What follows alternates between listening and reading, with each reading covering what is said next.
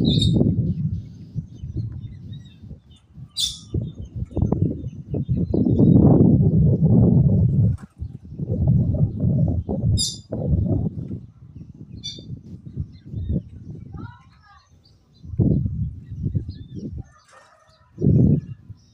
você vai procurar a vovó?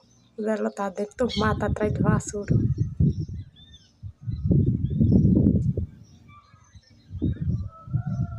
Garrinha.